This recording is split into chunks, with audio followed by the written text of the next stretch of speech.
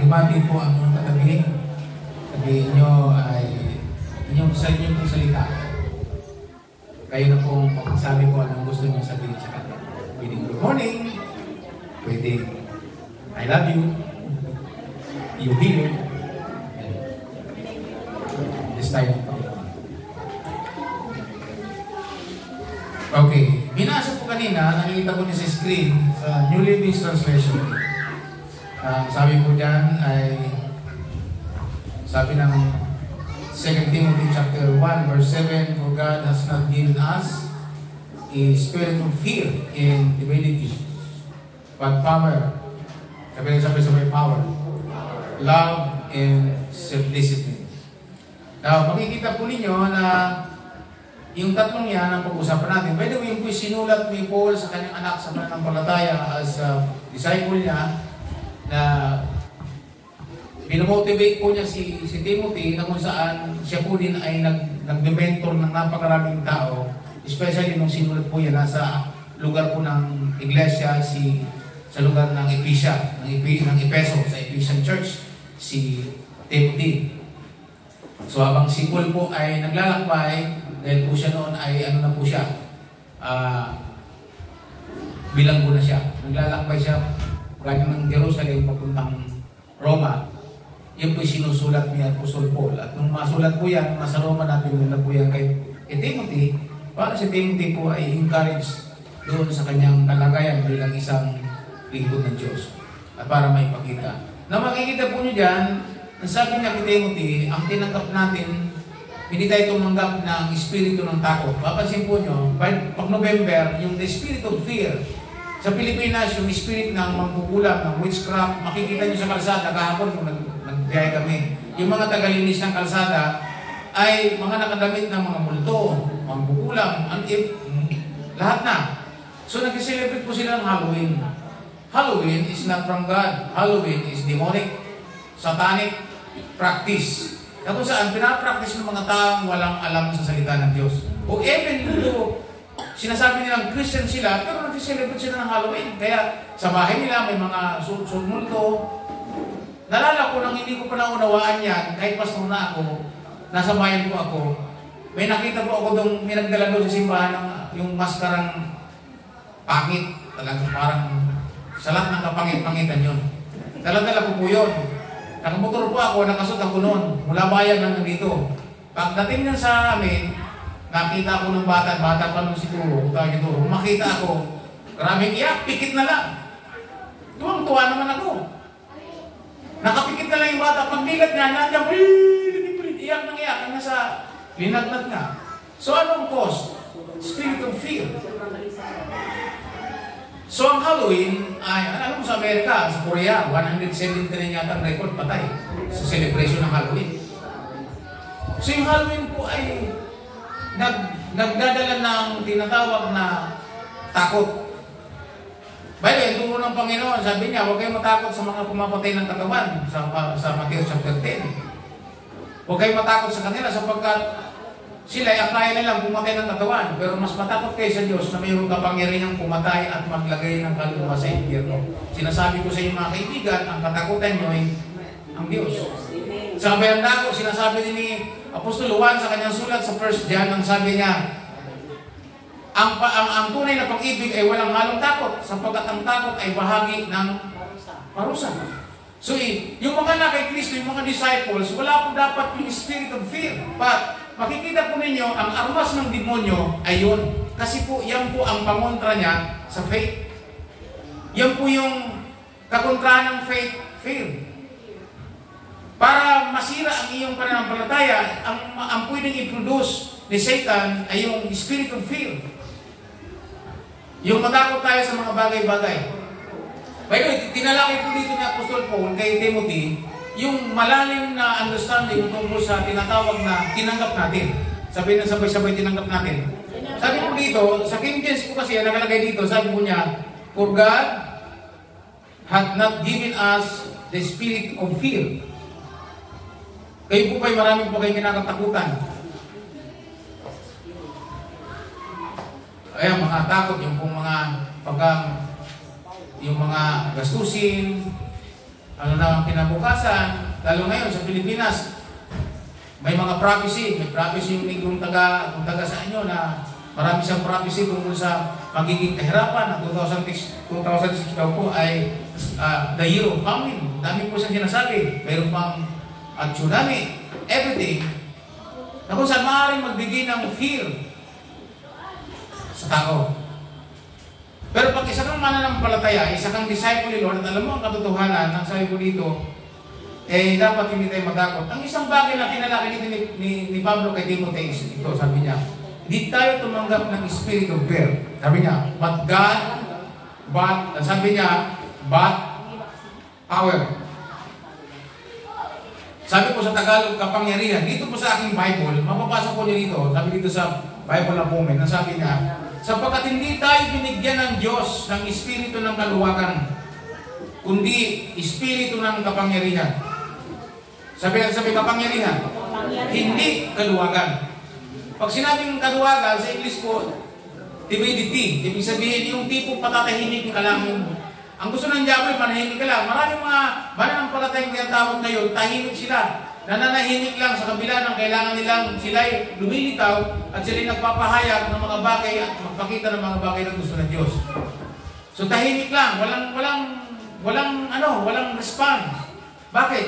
Kasi po sila, naintindi din sila ng kaaway. So dito, ang linilinaw po dito, hindi tayo tumanggap ng tinatawag na kaluwagan, kundi espiritu ng kapangyarihan.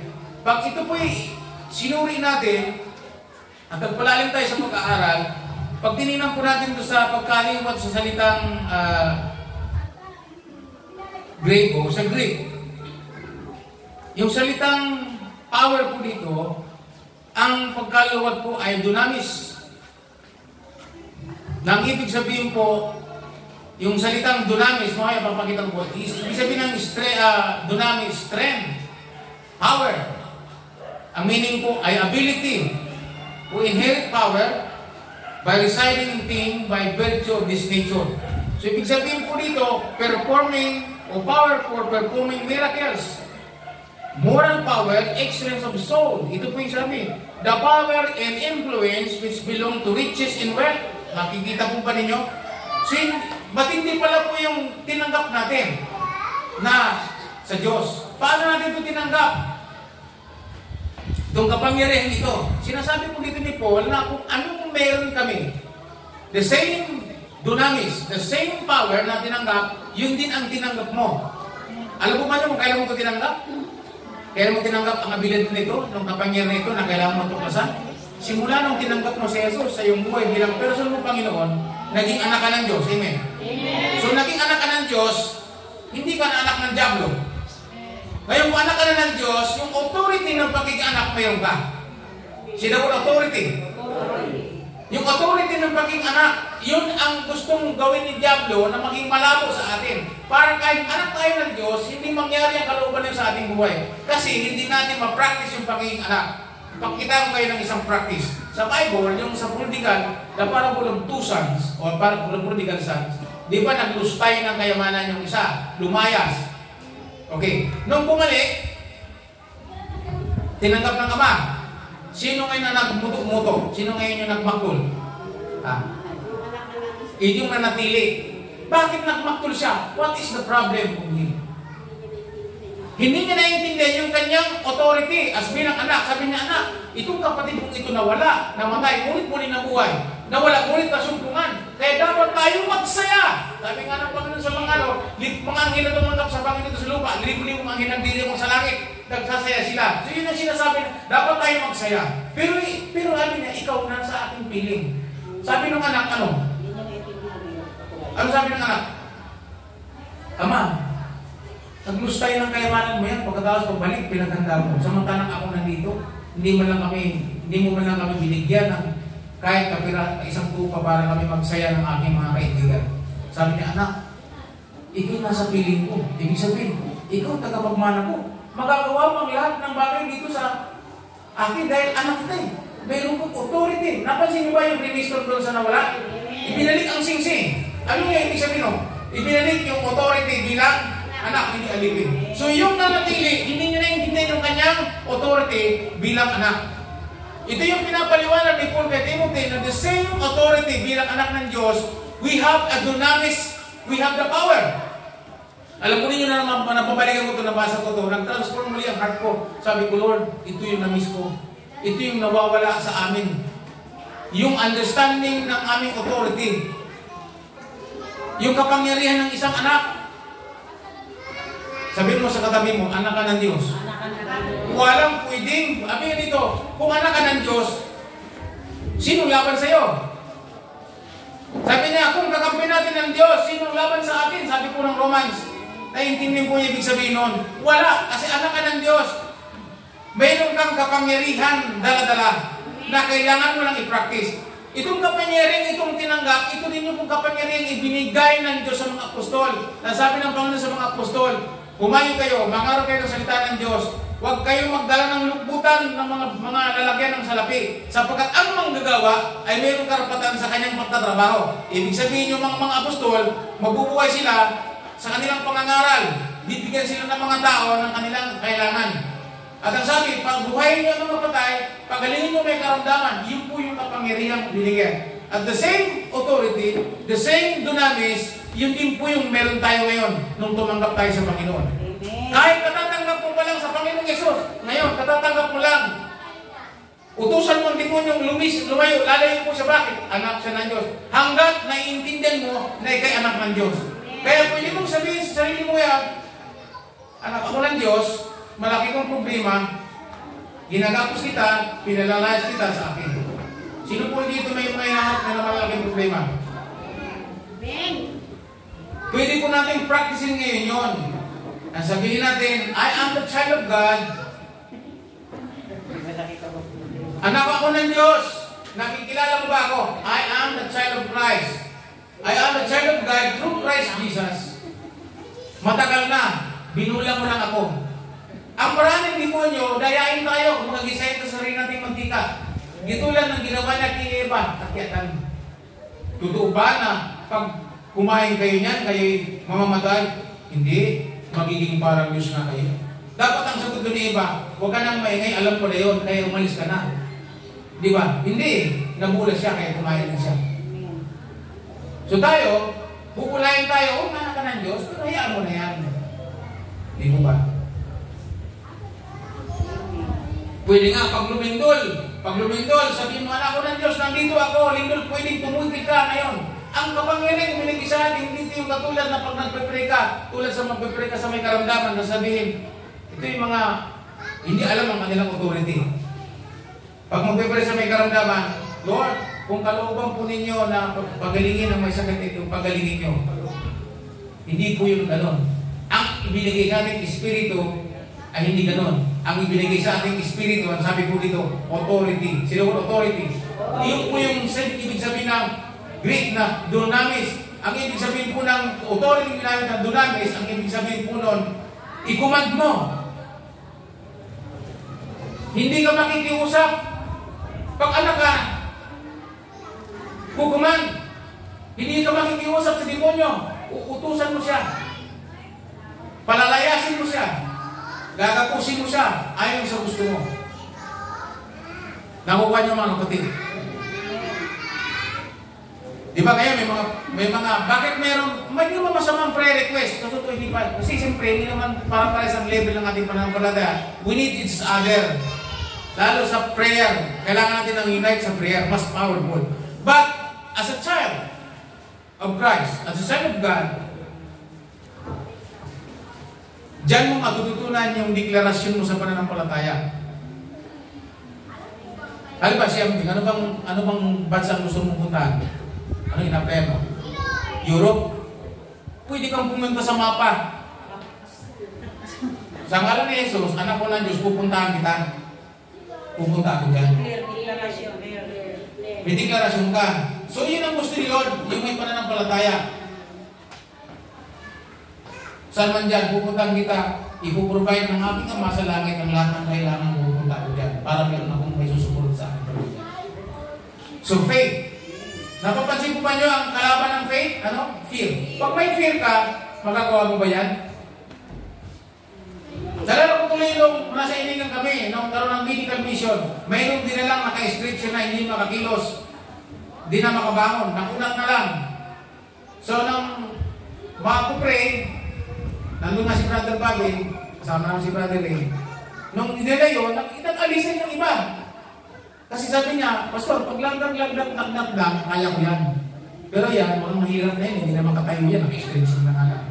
Alam niyo ba, pag anak ka ng Diyos, yung lagnat sa kayong ganun, pareho lang yun. Ang kailangan mo lang, faith ng isang anak ng Diyos. Yung tatayo at gagamit ng authority. Kayo, maraming hinaharap kayo ng problema. So ngayon, sabi ko, gapusin sila sa prayer para hindi sila makapatay. Hindi mo nung magapos yan kung hindi mo naiintindihan yung authority mo. So ang authority, ginagamit. Sinasabi ko sa iyo, bilang anak ng Diyos. So ikaw magsasabi kung ano yun ang kailangan. Kami nga sa amin, mayroon din kami problema. Pero ang sinasabi ko lang, Lord, lalo ngayon na nililiwanagan po niyo yung kailangan mo ngayon, yung virtue, yung power ng isang anak ng Diyos. Naiintindihan ko ba niyo mga kapatid? So ngayon, pwede po ninyong gawin nyo lang sa practice. Ang una po dapat na ma-enhance sa atin ay is this. Alam mo ba nyo sa sarili nyo anak kayo ng Diyos? Pag malabo po yan, malabo po yung power na sinasabi. The same dunamis, sabi ni Paul. Hindi tayo tumanggap ng kapangyarihan ng kawalan ng pananampalataya o ng tinatawag na takot. Ang tinanggap natin ay kapangyarihan. At ang kapangyarihan ginutukoy po dito ay yung ating status sa buhay. Yung pagiging anak ng Diyos. Amen. Amen po ba? I am a child of God. There is no impossible sa akin. Sinabi ng Panginoon niya sa mga alagad, kung mayroon kayong pananalig bilang anak, sabi niya, walang imposible sa inyo. Sa 1 chapter 12, mababasa na po agad yan. Sapagkat ako'y akit na. Ibig sabihin, sabi ni Lord, yung aking mga ginawa, magagawa nyo rin. Kasi anak na kayo ng Diyos. So, ang authority tinanggap natin ay nagsimula nung tinanggap natin si Lord. At nagkakaroon po ng tinatawag na development. Di ko pa yung bata pag bagong silang. Hindi naman nila agad yung kaya gawin eh. O doon na minsan, napapractice po nila yan. Nandiyan po ba kayo? May mga batang mas magaling sila kasi yung ability nila na tinanggap, napapractice nila ng mas maaga. Parang ganun sa pananampalataya din. Kailangan lang may mag-mentor sa atin para magalaman natin yung kalagayan natin. Matagal na tayong mga alagad, pero hindi natin practice ang dunamis, yung authority, yung kapangyarihan pinagkalap sa atin ng Panginoon. Meron akong kwento sa inyo na kung saan meron pong isang itlog ng agila na nakuha ng tao. Tapos po, nang hinayang po siya, kaya ang ginawa po niya, hinalo po niya doon sa naglilimlim na manok, sa itlog ng manok. So, nung nangyari, napisa po yung mga itlog, kasama din pong napisa yung itlog ng agila. At nung mapisa na, habang lumalaki, napansin po ng agila, iba siya sa kanyang mga kapatid. Siyempre po, habang lumalaki siya, nag-iibang itsura niya, kasi agila kasi siya, nangyayalo lang siya. At yung mga sisiw, ganun lang, hanggang sa lumalaki, nang lumalaki, napapansin niya. Siyempre po, nagising siya sa pamilya ng chicken, so pati yung ugali ng manok, yun din ang ugali niya. Kung paano mag-siyap yung sisiw, ganun din siya. Kung paano maglakad, ganun din siya. Yung tinig ng nanay na chicken, yun ang kanyang intindi. Kaya, yakan-yakan siya. Nang tumagal na medyo malaki-laki na yung mga sisiw, ibang itsura niya na, kasi may belahibo, may pakpak na, hindi siya lumilipad. Talagang lakad-lakad na siya, katulad ng mga sisiw.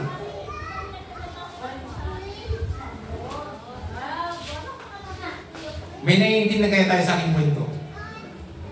Then pagkatapos, ang araw, nung malaki na siya, isang araw, may dumaan na malaking agila, lumipad. Umuling agila. Pagdaan ng agila, sabi nung nanay na chicken, tago kayo, tago! Nagtaguan sila. Ay itong sisiw na angela, curious po siya, tinignan niya yung lumilipad sa taas. Kumukha ko yun ah. Sabi niya, itsura ko yun ah. Tago din siya. Takot siya eh. Hanggang sa tumagal ang araw, sa kagagala-gala nila, sama-sama doon sa may malayo na po siya, kompleto na, nahulog sa bangin. Yung agila. Nung mahulog siya sa bangin, patihulog ng patihulog, siyempre, hindi siya na-practice kung lumipad eh. Hindi niya alam na agila siya. Ang alam niya lang manok siya. Saka kawag-kawag niya, bigla siyang umangat sa ere, nakakalipad siya. Nakakalipad ako. At nung lumaan yung mga agila, sumama siya. Sabi ng agila, hindi ka manok. Agila ka. Sabihin mo sa katabi mo, hindi ka manok. Anak ka ng Diyos. Through Christ Jesus. So hindi dapat tayo namumuhay bilang isang human lang. Tayo ay, kaya nga spiritual lang ating relasyon kay Lord. Kaya nga tayo tinawag na child of God. Ngunit ang sino mong sa kanya tumanggap ay binigyan ng karapatan. Sino ba karapatan? 1:12. Ano yung karapatan na yun? Yun ang sinasabi ko dito, dunamis.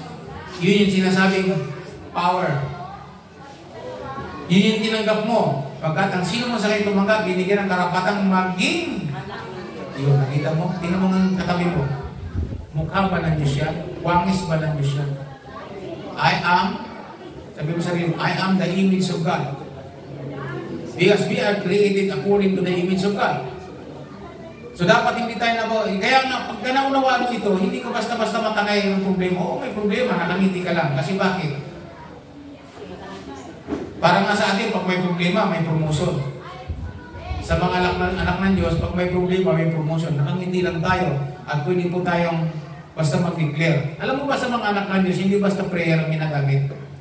Ang biglang ginagamit po natin ay is a kind of prayer. Ang tawag ko sa prayer, prayer declaration. Sino ko declaration? Kasi anak ka na ng Diyos yun. Child of God ka nga eh. So we can declare everything for you o para sa bawat isa natin.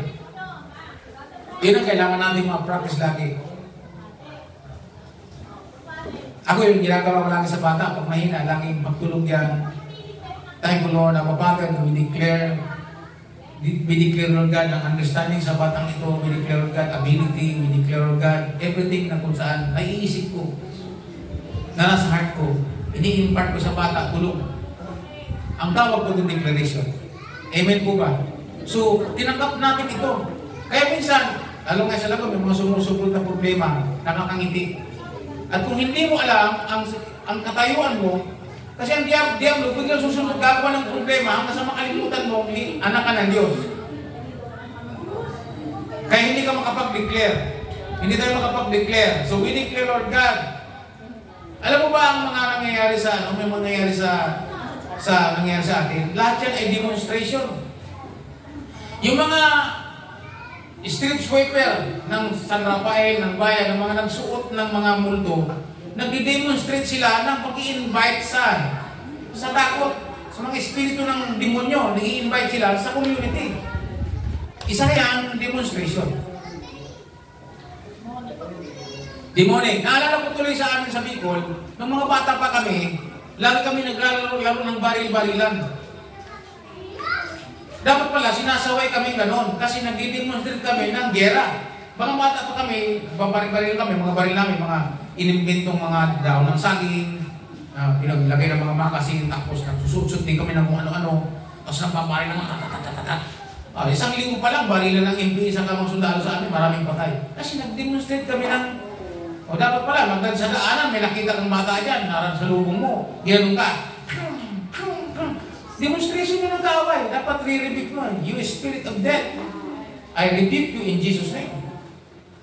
Tayo naman, dahil wala natin alam yung mga nasa situation, wala tayong discerning of the spirit o discerning of situation, yun yung sinasabing power na nadi-discern mo yung mga dapat gawin.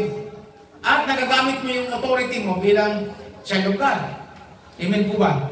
So sabi niya, yung Espiritu ng Diyos, ang nagbigay sa atin ito. Ang sabi nga dito kay Timothy, yan ang tinanggap mo. Yung Espiritu ng authority. Dunamis. Sabihin nga sabay-sabay, dunamis. Meaning, yung pag sinabing authority, yun po yung tinanggap mo bilang anak ng Diyos. Andyan po kayo mga kapatid. Kaya pag may mga ganong sinasaway agad dyan, dinideklara mo agad dyan, hindi ko tinatanggap ang ganyang mga espiritu. Naalala ko tuloy yung pinatay na preacher sa Amerika na sikat, si Charles Kirk. Sa kanyang mga pamamahayag, biglang may dumarating na mga satanista, mga nakasuot ng mga maskara, mga kambing, at pumupunta pa, kumukuha pa ng mic at nakikisaway. Sinasabi ni Charles, sabi niya, hindi ko pinahintulutan ng mga espiritu ng marumi dito sa gawain ito. So in Jesus' name, umaalis talaga. Kasi tumatalab sa kanila. Kasi bakit? Sabi niya, I am a child of God, hindi ko pinahintulutan ng mga espiritu ng kadiliman in the name of Jesus. Out. Out, talaga. Hindi siya makapagdebate. Actual po, napanood ko po yun. Kaya nga, ang ginawa po ng demonyo, pinabaril po siya.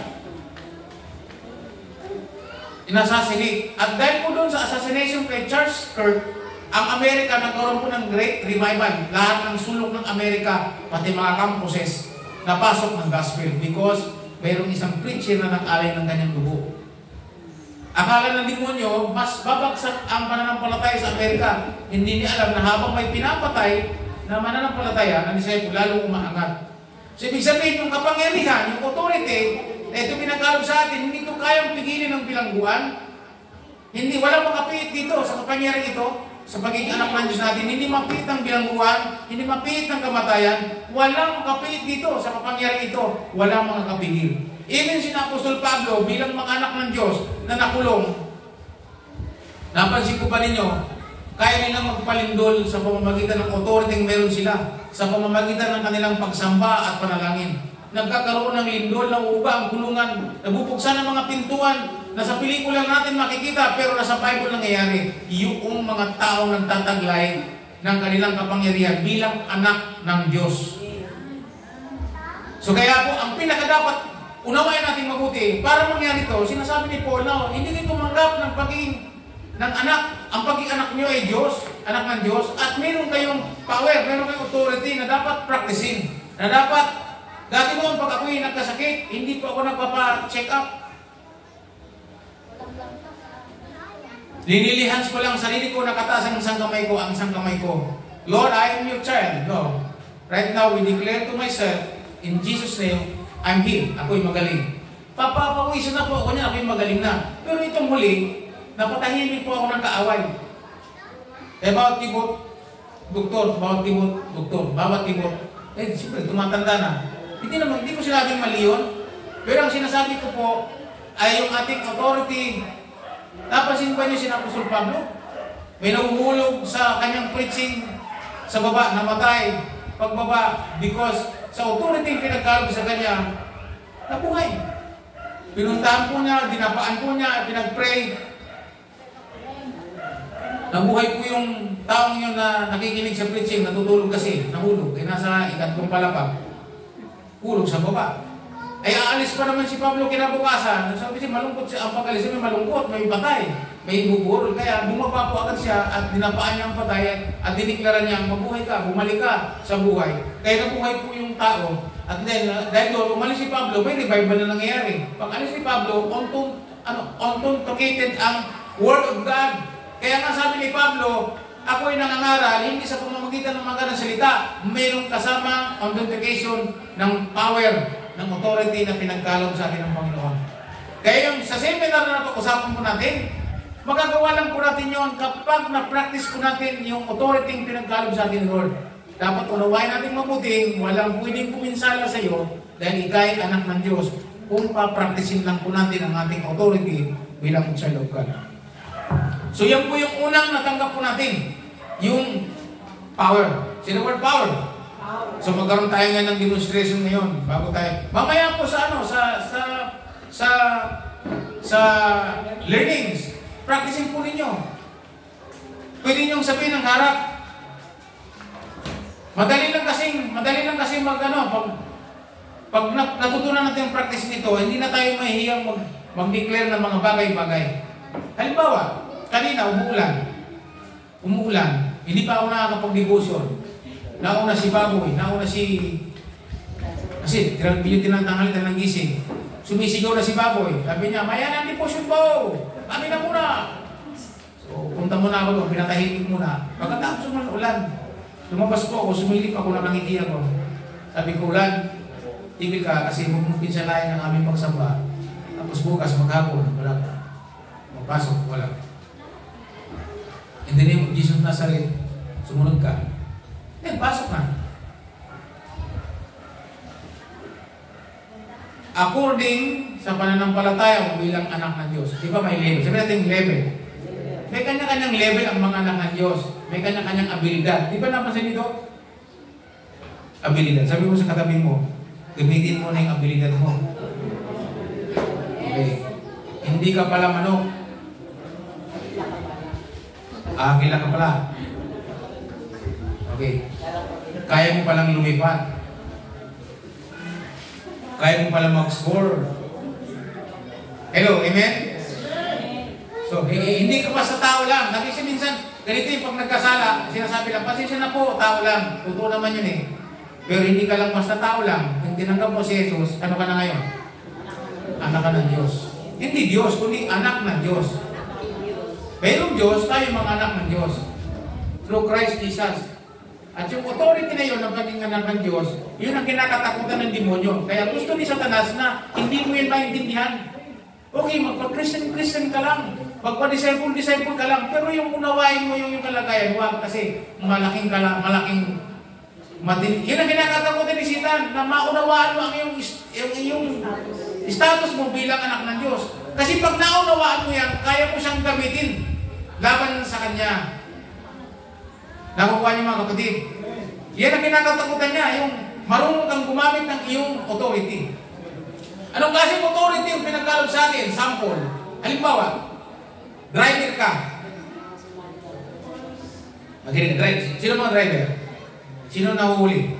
Pag sinabi po ng traffic, yung wala namang baril yun, naka-uniforme lang po yun, dito sa traffic, nasabihin sa'yo, anong gagawin mo? Bakit ka sumunod? Meron siya authority binigay ng gobyerno ng pamahalaan. So, kailangan mong sumunod. Pag hindi, huli ka. Okay. Yun din, ganoon din ang authority pinagkaloob sa atin. Binigyan tayo ng authority. Pag sinabi sa atin, huwag mong gawin yan, umalis ka dyan. In the name of Jesus, mangyayari. Bakit? Bakit? Kasi yung authority nasa iyo, yun ang authority nasa langit, ibinigay sa iyo. Sabihin sa iyo, binigay sa iyo. Binigay ka ng authority. Itong authority na yan ay bilang anak ng Diyos. Sabihin mo sa katabi mo, yun ang gamitin mo.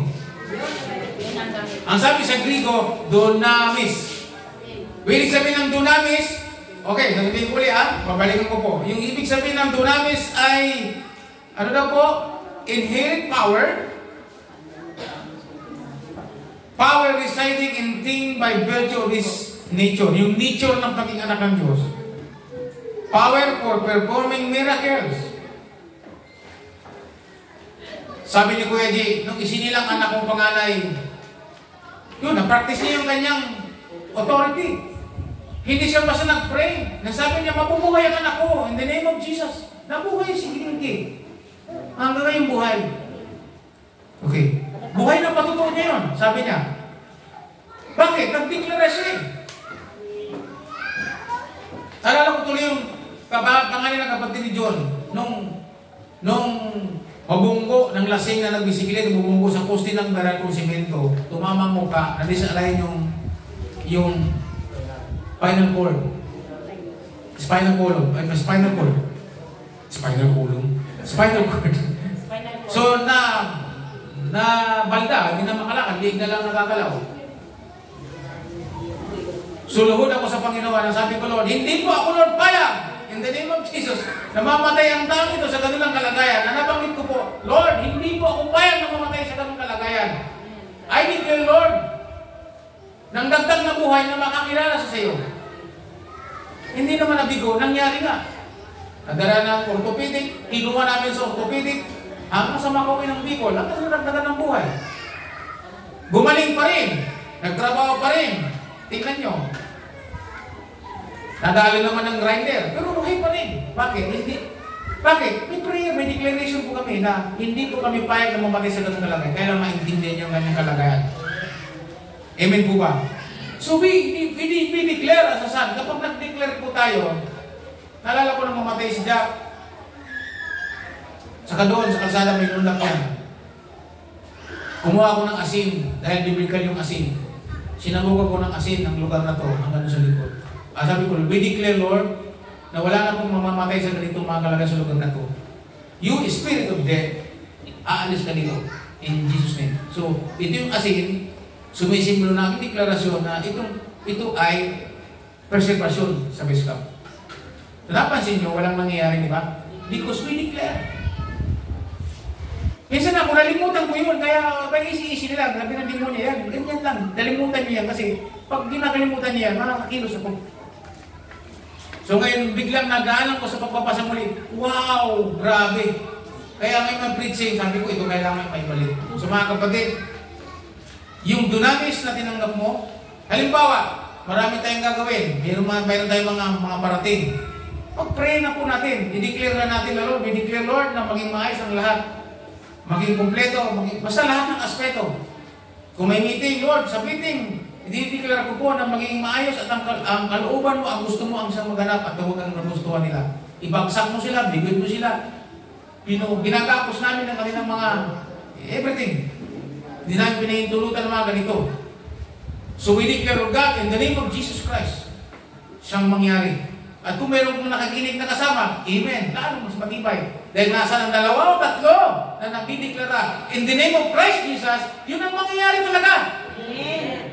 Nauunawaan niyo mga kapatid, you are powerful. Tayo mo'y makapangyarihan, wala makakapit sa atin as long as naiintindihan natin ang ating authority. Amen. Hello, bilang mga anak ng Diyos, amen. Because sabi niya, hindi tayo tumanggap ng espiritu ng takot, ng pag-atras, ng kaduwagan, ba't ang tinanggap natin ay espiritu ng kapangyarihan at ang kapangyarihan na kasalalay sa iyong pagiging anak ng Diyos. Amen. Bawa, yung dalawa, magkapalanang magpapakasal. Sila pala sa prayer po nila, nagdideclare na sila, no?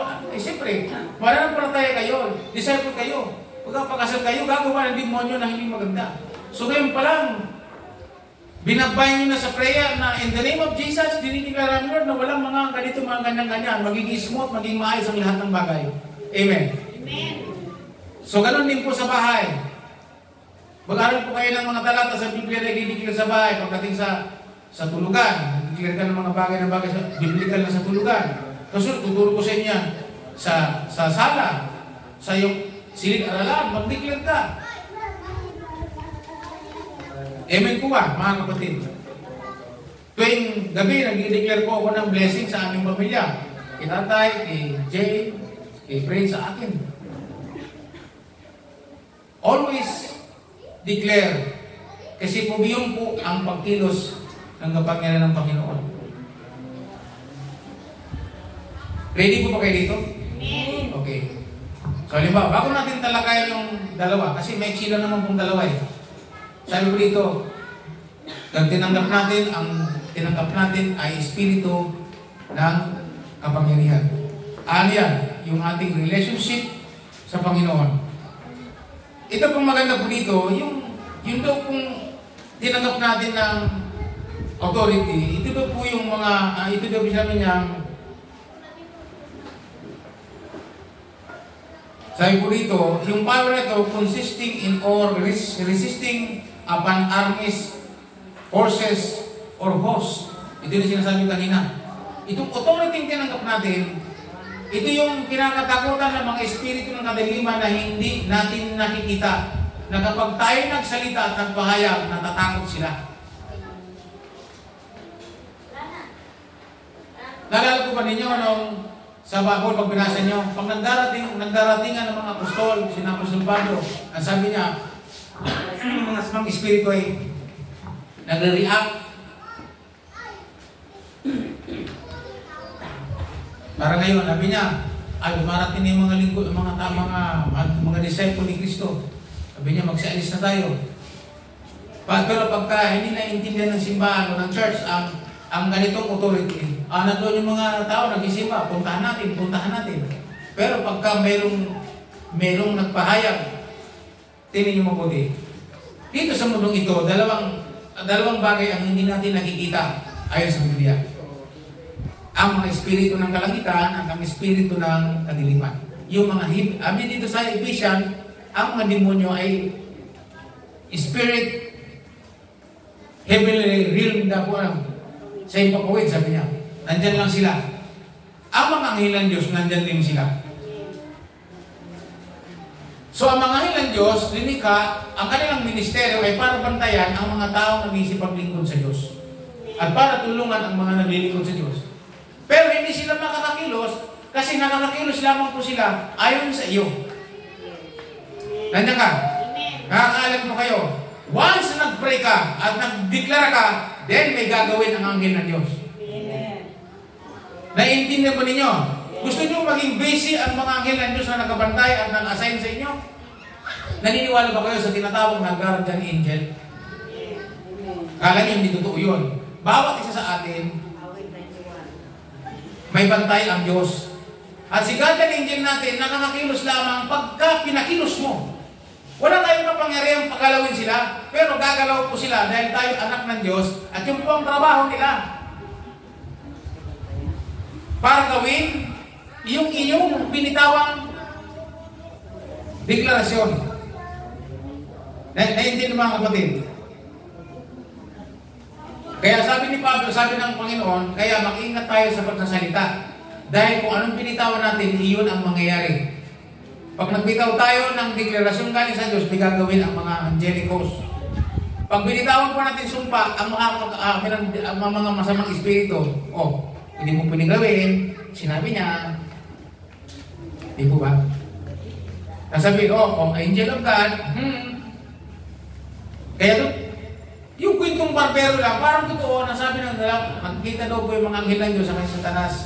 Sabi naglalakbay po sila sa ipapawid, nakikiti nila, dadaan nila sa bunga. Sabi ng demonyo, wala ka dyan. Sigurado, 100%, puro yung logis, wala ka dyan. Pagdating daw sa isang lugar, mga partihan, Halloween, sabi na, lalo na dyan, wala ka dyan. So, sorry na lang, wala ka dyan.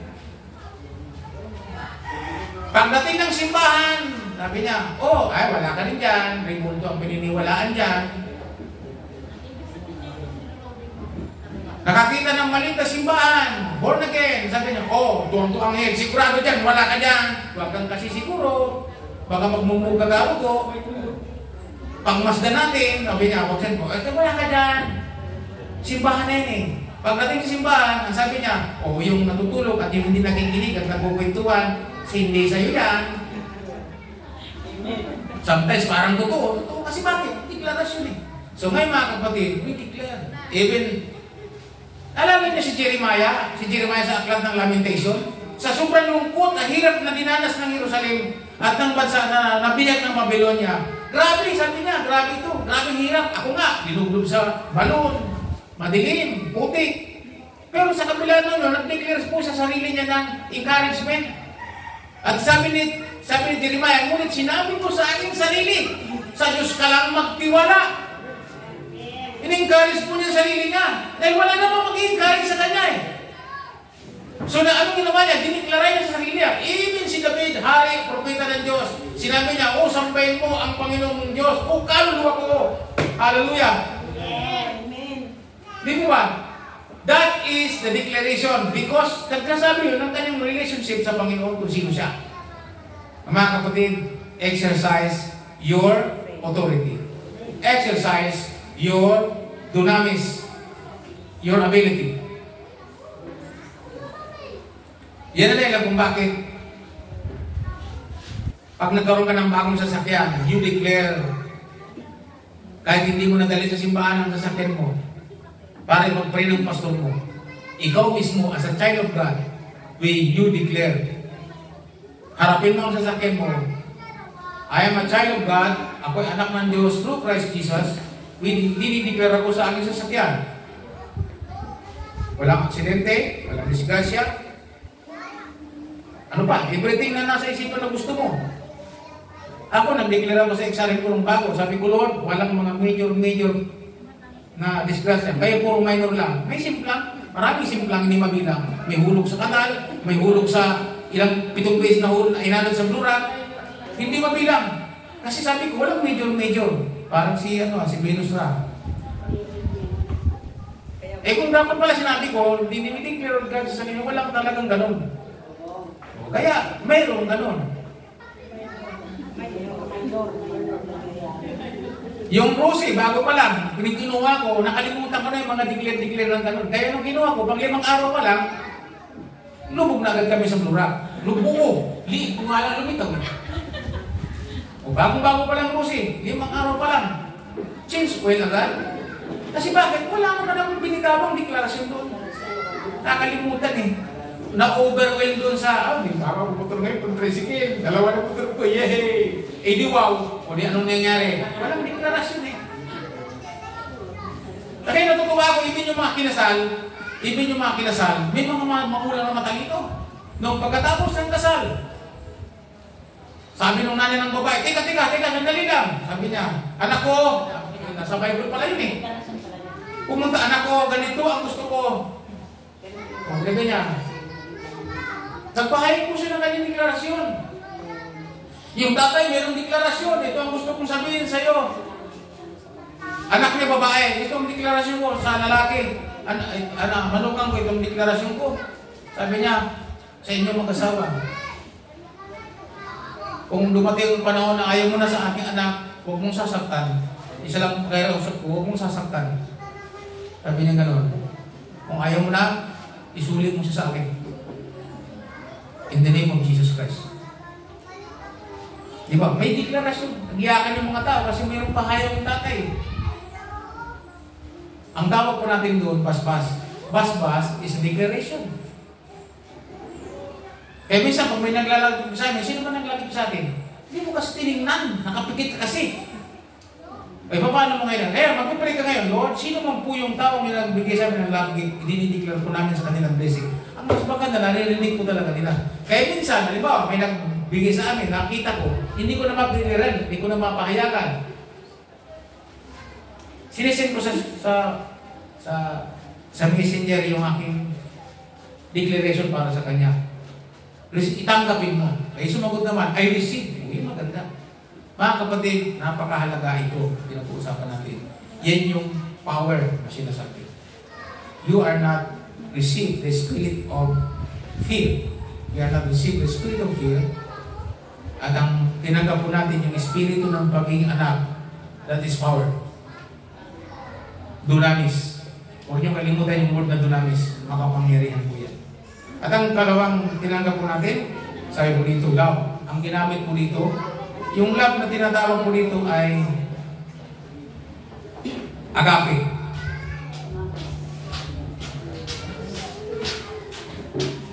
Higit pa sa brotherly love, agape lang. God's love. Pangalawa po, ang tinanggap natin ay hindi lang power or authority, God's love. Pag sinabi natin God's love, endures forever. Ang pag-ibig ng Diyos nananatili magpakailanman. Ano sabi sa Korinto? Ang lahat ay mawawala pero mananatili ang tatlong ito. Yung love, nandun ba? Ito ba sa Korinto 13? So makikita po ninyo, God's love. Yung lalim ng pag-ibig ng Diyos na kahit gusto mong mainis, hindi ka maiinis. Iiral pa rin ang pag-ibig ng Diyos. Sa mga sunod po, yun ang ating bibigyan ng focus. Pinagpusan ko lang po muna yung unang-una. Kasi po ang minsan doon tayo mahina, doon tayo simplang. Alam na natin ang pag-ibig na, tinanggap natin ang pag-ibig ng Diyos. Sabi po ng John 3:16, For God so loved the world, and He gave His only begotten Son, and whosoever will believe in Him shall not perish but have everlasting life. Tumanggap ng buhay na walang hanggan ang mga kay Kristo. And then, ang pangatlo, self-discipline. Sa King James, sound mind. Yung palang self-discipline, binanggit po sa King James, sound mind. No, hindi ko naiintindihan. Yung pala, an admonishing or calling to soundness of mind, to moderation and self-control. Self-control and moderation. So, sound mind. Yung kaya pagka ikaw ay yung mga nagmumunghi, kaya sila lumalayo, pumapasok sila ng kuweba, matagal silang lumalabas, hindi sila kumakain ng karne, nag-ano po sila, nagsa-sound mind sila, ibig sabihin, in moderation, nagsa-self-control sila. So, ang tinanggap natin ay sound mind. Sabihin sa bagay, sound mind. Self-control. Ang ibig sabihin po niyan, sasalin po pagdating sa atin, sa management, self-discipline. Sino ba? Self-discipline. Yun po talaga ang ibig sabihin. So, kaya yung mga tinanggap natin sa Lord, ayan, meron tayong self-control. Meron tayong self-discipline. Amen. Napansin po ninyo, kumpletong pinagkalog sa atin mga anak ng Diyos. Kayang-kaya natin mga kapatid. Ready po ba kayo mga kapatid? So ngayon, bago tayo manalangin, magkaroon po tayo ng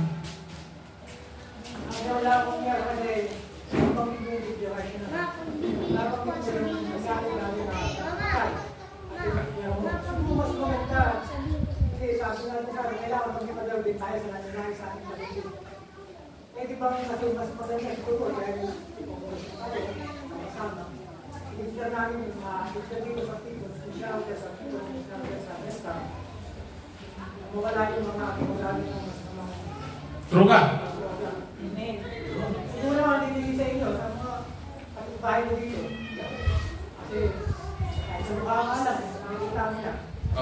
Kaya kailangan lang pong kunawayan natin. Kaya hindi lang natin na mawala dito. Kasi lagi ko lang po nag-present. So, we declare. We declare. Kasi po, isang kaparang po yan, ang mangyari sa ulit. Okay, so, we stand as a group. Amen po ba? Na spirit of drugs. Ibabayin natin. O, anong gagawin natin? Gagapusin natin yung spirit of drugs sa ating lugar at sasabihin natin, makinig po kayo. At dideclare natin na hindi natin pinahihintulutan in the heavenly realm yung ganitong espiritu. At ano pa, i-declare natin na yung mga pasimuno, yung mga dependa, alandan sila, makakilala sila sa Panginoon, masubukan. Okay, so dapat positive, positive. So, bago ako mag-pray, we demonstrate this.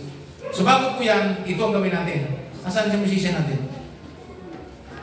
O kaya si Bob na lang, yung yun na lang yung thank you Jesus na lang Bob, yung smooth lang na sounds. Tulungan tayo ng Holy Spirit. Thank you Jesus. Smooth lang.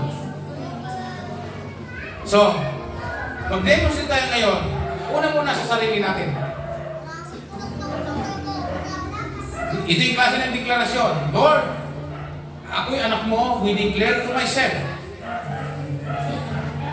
I-declare ko sa akin sarili yung mga ganito. Yung gusto mo. So, ang harap mo sarili mo. Pwede nga ganito eh. Simple lang ha? Kasi hindi, pwede ba nakatawa sa Diyos ang kamay mong isa at ang isang kamay mo nakahawak yung ulo. At magdeklara ka ng mga bagay-bagay.